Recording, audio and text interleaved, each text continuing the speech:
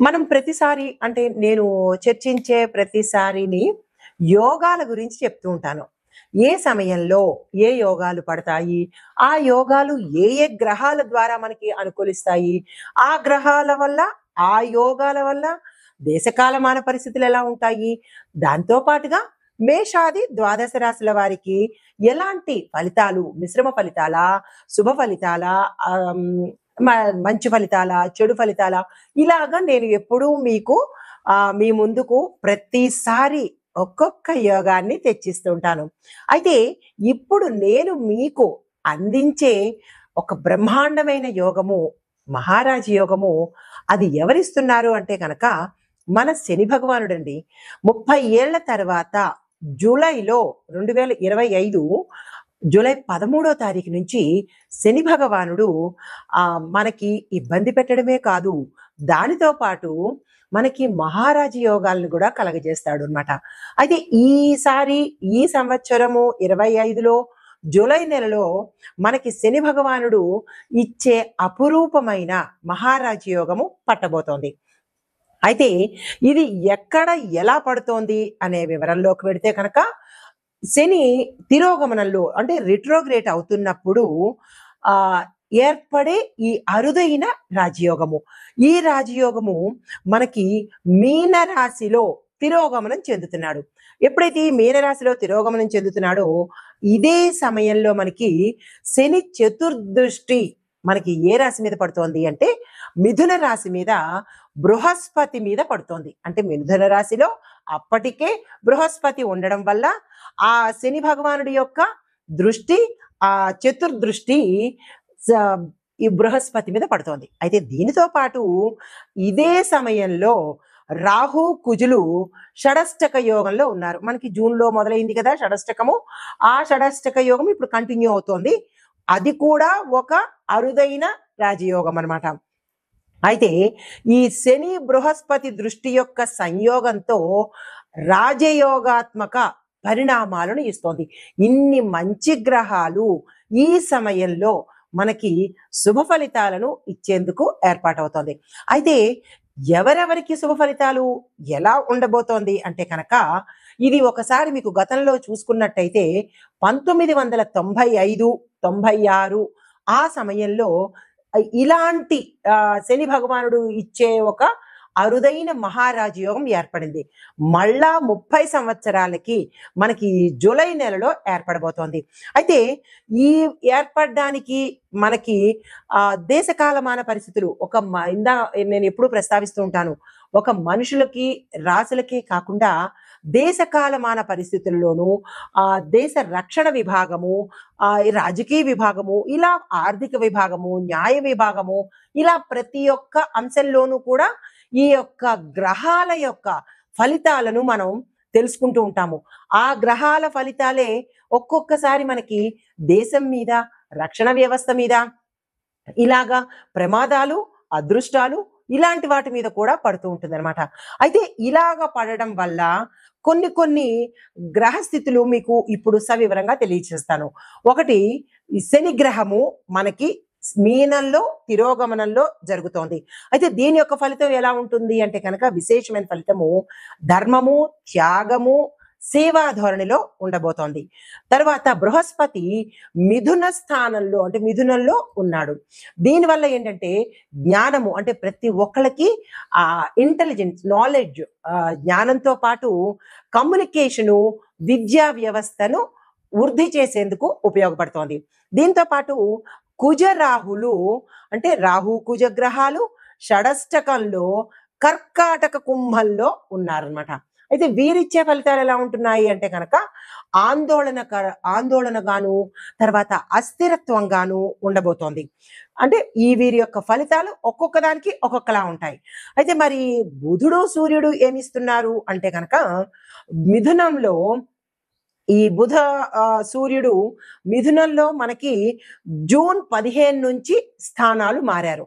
అయితే ఈ మారడం వల్ల రాజకీయంలో ఎక్కువగా కొంత జోక్యం కలగజేసుకోవడము, రాజకీయంలో ఒక స్థిరత్వం లేకపోవడము ఇలాంటివన్నీ గోచరిస్తున్నాయి. ఇది గ్రహాల యొక్క స్థిరత వాటి ఇచ్చే విశేషము. అయితే మరి దేశకాల సామాజిక పరిస్థితుల గురించి ఎలా ఉండబోతున్నాయి అంటే కనుక ముందుగా రాజకీయ మార్పులు ఎలా ఉండబోతున్నాయి చూద్దాము. అయితే ఇవి పంచాంగ పరంగా చెప్పేవే, తరువాత పంచాంగ శాస్త్రం జ్యోతిష శాస్త్ర పరంగా చెప్పేవే తప్ప ఏదో ఊహించి కల్పించినవి మాత్రము కాదు, గమనించదగినది. అయితే రాజకీయ పరంగా పెద్ద పెద్ద స్థాయిలో పార్టీల్లో మార్పులు వస్తాయి, నాయకత్వాలలో కూడా మార్పులు చోటు చేసుకునే అవకాశాలు కనబడుతున్నాయి. దీంతో పాటు కొన్ని రాష్ట్రాల్లో అన్ఎక్స్పెక్టెడ్ రిజిగ్నేషన్స్ కానీ, ఎలియన్సెస్ అంటే కొన్ని కొన్ని అనుకోని పరిస్థితులు కానీ తల ఎత్తే అవకాశాలు కనబడుతున్నాయి. తర్వాత నూతన రాజకీయ యజ్ఞము మళ్ళా తిరిగి మొదలయ్యే అవకాశం కనబడుతోంది. యువ నాయకులకు ఇది చాలా చక్కని సమయము. ఎవరైనా కొత్తగా పార్టీల్లోకి రావాలన్నా, రాజకీయ రంగంలోకి రావాలన్నా ఇది మంచి సమయము. ఆ దిశగా ప్రయత్నాలు చేసుకోండి. అయితే కొన్ని పాత రాజకీయ పార్టీల్లో కొంత అస్థిరత ఏర్పడే అవకాశం కనబడుతోంది. అయితే ఇంకా ఆర్థిక రంగం చూసినట్టయితే ఎలా ఉంటుందంటే దేశ అంటే ధన మూలకంగా కొంచెం మెరుగుదల కనబడుతోంది. ముఖ్యంగా రిటైల్ రంగంలోను, రియల్టీ అంటే రియల్ ఎస్టేట్ రంగంలోను, ఇన్ఫ్రాస్ట్రక్చర్ రంగాలలో కొంత మార్పులు జరగబోతున్నాయి. తర్వాత bit coin, crypto, digital currency విషయాలలో గట్టి నిర్ణయాలు, విధానాలు అమలుపరిచేటట్టుగా గోచరిస్తోంది. అయితే రూపాయి విలువ స్థిరంగా ఉంటే సరిపోతుంది. విదేశ పెట్టుబడులకు ఆకర్షితం అయ్యేటట్టుగా మనకి రూపాయి విలువ ఉండబోతోంది. అయితే చమురు ధరలు, ఇంకొక అంశం ఏంటంటే చమురు ధరలు తగ్గినప్పటికీ లోకల్ గా ట్యాక్స్ విషయాలలో ప్రజల మీద భారం పడే అవకాశం కనబడుతోంది. ఇది ఆర్థిక పరంగా. అయితే మరి న్యాయ వ్యవస్థ పరంగా చూసుకున్నట్టయితే ఎలా ఉండబోతోంది అంటే కనుక కొన్ని పెండింగ్ రాజకీయ కేసులు వేగవంతంగా ముందుకు నడిచేటట్టుగా గోచరిస్తోంది. అత్యున్నత న్యాయస్థానాలలో ముఖ్యమైన తీర్పులు వెలువడే అవకాశాలు కూడా కనబడుతున్నాయి. అయితే న్యాయ రంగంలో డిజిటలైజేషన్ కూడా అయ్యేందుకు అవకాశాలు గోచరిస్తున్నాయి. ఇక రక్షణ విభాగానికి చూసుకున్నట్టయితే కనుక సరిహద్దు పరిస్థితులు కొంత పటిష్టంగా ఉండేటట్టుగా చర్యలు తీసుకోబోతున్నారు. తర్వాత అణు సామర్థ్యము, యుద్ధ డ్రోన్ల అభివృద్ధికి బలమైన చర్యలు తీసుకోవడము, టెక్నాలజీని ఇంప్రూవ్ చేయడము, ఇలాంటివన్నీ జరగబోతాయన్నమాట. అయితే రక్షణ రంగంలో చూసుకున్నట్టయితే కొత్త ఒప్పందాలు కుదరడము, మరీ ముఖ్యంగా రష్యా, ఫ్రాన్స్, ఇజ్రాయెల్ వంటి దేశాలతో కొన్ని ఒప్పందాలు జరిపించుకునేటట్టుగా గోచరిస్తోంది. అయితే వ్యవసాయ రంగం, గ్రామీణాభివృద్ధి చూసుకున్నట్టయితే వ్యవసాయ రంగానికి కొంచెం వర్షాభావము అంటే వర్షాలు చాలా అనుకూలంగా ఉండడము, రైతులకు ఊరట కలగడము, మంచి పంటలు పండే అవకాశాలు కనబడుతున్నాయి. దీంతో పాటు రైతు సమస్యల మీద ప్రభుత్వము వాస్తవంగా వాళ్ళ ప్రాబ్లమ్స్ ఏంటి అనేది చర్యలు తీసుకునేందుకు అవకాశాలు కనబడుతున్నాయి. అయితే సబ్సిడీలు, ఇంక్రిమెంట్లు, క్రెడిట్ స్కీములు మరికొంత సమర్థవంతంగా ప్రజల్లోకి తీసుకెళ్లేందుకు దోహదపడుతుంది. తర్వాత సామాజిక పరంగా చూసుకున్నట్టయితే చట్ట శాసనాలు అంటే చట్టానికి కొంత వ్యతిరేక దిశగా వెళ్ళడము, కొంత ఉద్రిక్తతం అవ్వడము, ప్రజలకు ఇష్టం లేకపోవడము, ఇలాంటి చర్యలు సామాజిక పరంగా జరిగేందుకు అవకాశాలు కనబడుతున్నాయి. అయితే దీంతో పాటు దేశభక్తి యువతలో కూడా పెరిగే అవకాశాలు కనబడుతున్నాయి. అయితే దీనితో లక్కీ రాసులు అంటే ఈ శని యొక్క మహారాజయోగంలో ఏ రాసులకు మనకి అభివృద్ధి కనబడుతోంది అంటే కనుక వృషభ రాశి వారికి, తరువాత కర్కాటక రాశి వారికి, కన్యా, ధనస్సు, కుంభ, ఈ 5 రాశుల వాళ్ళకి విశేషమైన ఫలితాలు ఇస్తున్నాయి. అయితే ముందుగా వృషభ రాశి వారికి ఎలాంటి అంశము అంటే కనుక ధనము విపరీతంగా రావడము, ఆకస్మిక ధనము, ధనానికి సంబంధించినటువంటి వృద్ధి కనబడుతోంది. స్థిర చరాస్తులు కూడా వీళ్ళు వృద్ధి చేసుకుంటారు. తరువాత కర్కాటక రాశి వారికి ఏ అంశంలో అంటే అన్ని రాశుల వాళ్ళకి ఒకే అంశంలో ఉండదు. ఒక్కొక్క రాశి వారికి ఒక్కొక్క స్థానాన్ని బట్టి ఆ స్థానాల యొక్క అభివృద్ధి గోచరిస్తుంది. ఇప్పుడు కర్కాటక రాశి వారికి చూసుకున్నట్టయితే ఈ రాశిలో ఉండే వారికి రాజకీయ పరంగా మంచిగా జరిగే అవకాశం ఉంది. ఆధ్యాత్మిక పరంగా అభివృద్ధి కనబడుతోంది. అయితే కన్యా రాశి వారికి చూసుకున్నట్టయితే ఉద్యోగస్తులకు మంచి మంచి అభివృద్ధి కనబడము, ఉద్యోగంలో ఉండే వారికి విశేషమైన ఫలితాలు కనబడుతున్నాయి. బుద్ధి వికాసము అంటే వీళ్ళు మరింత స్మార్ట్ గా వర్క్ చేసేందుకు కనబడుతోంది. ధనుసు రాశి వాళ్ళకి చూసుకున్నట్టయితే ఈ ధనుసు రాశిలో ఉద్యోగస్తులు వ్యాపారస్తులు ఉన్నట్టయితే కనుక వాళ్ళకి మంచి లాభాలు వచ్చే అవకాశము, పెట్టుబడుల మీద ధనం వచ్చే అవకాశము కనబడుతోంది. దీంతో పాటుగా విదేశాలు వెళ్ళి అక్కడ స్థిరపడ్డమో లేదా విదేశాలు వెళ్ళడానికి సంబంధించినటువంటి ప్రయత్నాలు ఫలించే అవకాశాలు కనబడుతున్నాయి. తర్వాత కుంభరాశి వాళ్ళకి చూసుకున్నట్టయితే కనుక టెక్నికల్ పరంగాను టెక్నాలజీ పరంగాను తర్వాత కొత్త కొత్తవి ఏవైనా వీళ్ళు ఆవిష్కరించాలంటే ఇన్నోవేటివ్గా ఉండాలన్నా, ఎంటర్‌ప్రెన్యూర్‌లో ఉండాలన్నా, స్టార్టప్ కంపెనీలు స్టార్ట్ చేసుకోవాలన్నా, వ్యాపార పరంగాను ఇలా ఈ రాశిలో ఉండే వారికి ఈ పరంగా కలిసి వచ్చే అవకాశాలు కనబడుతోంది. అయితే ఓవరాల్‌గా ఈ 5 రాశుల వారికి విశేషమైన ఫలితాలు ఇవ్వబోతున్నాడు మన శని మహారాజు. అయితే జాగ్రత్తగా ఉండవలసిన రాశులు ఏంటంటే మేషము, మిథునము, తుల, మీనము. ఈ 4 రాశుల వాళ్ళు చాలా చాలా చాలా జాగ్రత్తగా ఉండాలి. అయితే ఏ అంశంలో జాగ్రత్తగా ఉండాలి అనేది కూడా ఇక్కడ మీకు వివరిస్తాను. గోచార రీత్యా మీరు జాగ్రత్తలు తప్పనిసరిగా తీసుకోండి. మేషరాశి వారికి కుటుంబాల్లో సమస్యలు ఎక్కువగా వచ్చే అవకాశాలు కనబడుతున్నాయి. దానికి సంబంధించిన జాగ్రత్తలు తీసుకోండి. ఆర్థికంగా మీరు చాలా డిస్టర్బ్ అయ్యే అవకాశం కనబడుతోంది. అంటే ఆర్థిక ఒత్తిడులు మీ మీద రుణపరంగా కావచ్చు లేదా అప్పుల పరంగా కావచ్చు, ఏదైనా కానీ ఆర్థిక పరంగా మీకు చాలా స్ట్రెస్ ఎక్కువ అవుతుంది ముందుగానే తెలియస్తోంది కాబట్టి జాగ్రత్తలు తీసుకోండి.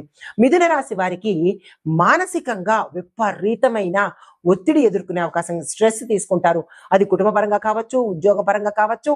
ఈ రాశిలో ఉండే ప్రతి ఒక్కళ్ళకి, విద్యార్థులకు, రాజకీయ నాయకులకు, తరువాత వ్యాపారస్తులకు, ఉద్యోగస్తులకు ఇలా ప్రతి ఒక్కళ్ళకి, స్త్రీలు పురుషులకు కూడా మానసిక ఒత్తిడి అనేది తప్పదు. దీంతో పాటు డబ్బు వ్యవహారాలు ఏదైనా మీరు చెయ్యాలి అని అనుకుంటే చాలా చాలా జాగ్రత్తలు తీసుకోండి. ఎందుకంటే ధన నష్టము, చోర భయము ఎక్కువగా కనబడుతున్నాయి. స్కాముల్లో ఇరుక్కోవడం కానీ, అంటే ఇప్పుడు ఇంటర్నెట్లో చేస్తూ ఉంటారు కదా ఫోన్పేలు, జీపేలు, వాటిల్లో మీరు మోసపోవడము, ఆన్లైన్ స్కాములు జరగడము, ఇలాగ ఏదో ఒక ద్వారా మీరు ధనాన్ని నష్టపోయే అవకాశం కనబడుతోంది. ధనపరంగా జాగ్రత్తలు తీసుకోండి.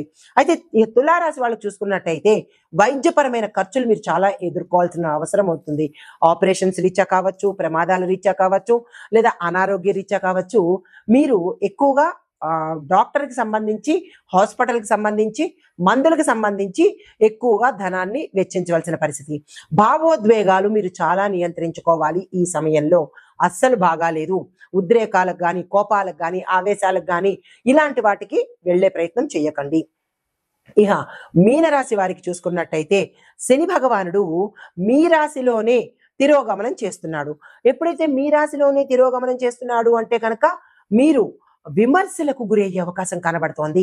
అది మీ ఉన్న స్థానంలో కావచ్చు, లేదా సంఘంలో కావచ్చు, మీ ఇంట్లో కావచ్చు, మీ స్నేహితుల్లో కావచ్చు, ఎక్కడ ఉన్నా మీరు విమర్శలకు ప్రథమ స్థానం తీసుకునేవారు అవుతారు. చాలా జాగ్రత్తగా ఉండండి. అయితే కోల్పోయిన అవకాశాలు ఏవైనా ఉంటే కనుక అవి తిరిగి మళ్ళా మీ దగ్గరికి వచ్చే అవకాశం కనబడుతోంది.